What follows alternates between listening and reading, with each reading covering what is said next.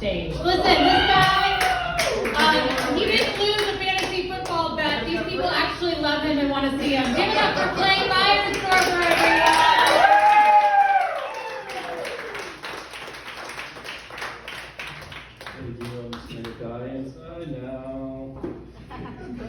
What's up, everybody? Yes, my name is Clay, and I am a U.S. Army veteran. Thank you. Just know that if you're not laughing at my jokes, I'm going to take that as you hate the troops. Keep that in mind the rest of the evening. I spent 6 years in the Army, did 2 deployments overseas. People ask me all the time what it's like being deployed. Honestly, it's a really tough question to answer, to be honest with you guys.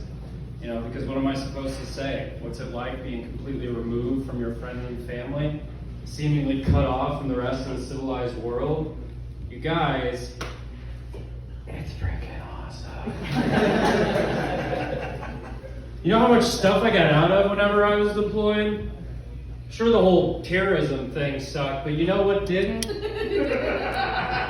Not having to mow the grass. Because there was none.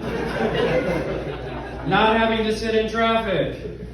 Because there was none. Not having to talk to my dad. Because I didn't want to.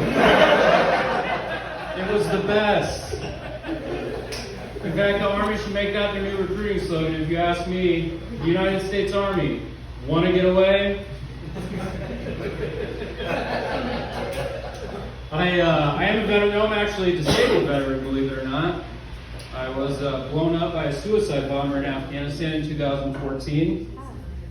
It left me with a pretty traumatic brain injury and partial deafness in my right ear, but if you think that's bad, you should see the other guy.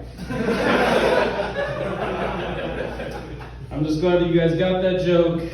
Sometimes you can bomb harder than he did. I suffer from a little thing called PTSD. If you are unfamiliar with what that is, it's called an acronym. It stands for post-traumatic stress disorder, what I like to refer to as a pretty tight sickness, dude. I've done my best to manage it over the years. A good mix of therapy and medication has gotten me to a really good spot today, but I still deal with a few lingering side effects. The first of which is I get reoccurring headaches, which I'm sure a lot of you are experiencing right now listening to me talk, so I appreciate your understanding. Thank you for your service.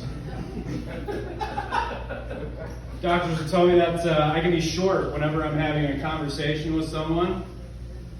And that's all I'm going to say about that. They'll also tell me that I do a really poor job of maintaining eye contact whenever I'm talking to people, which honestly, I've got to push back on some because I think I do an excellent job of maintaining eye contact whenever I'm talking to people, so I don't know where they get that one from. You know, some people say that we shouldn't go to war at all. Those people have never been on a dating app in their 30s.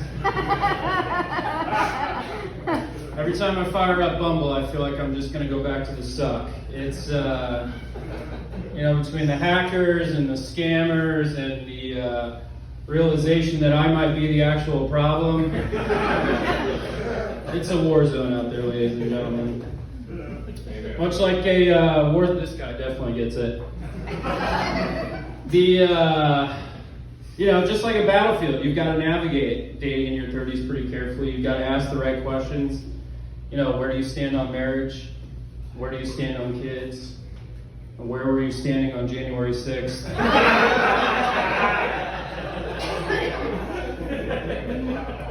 If the answer is I'm not ready to talk about it for any of those, chances are you need to reevaluate your options. That's going to be it for me, guys.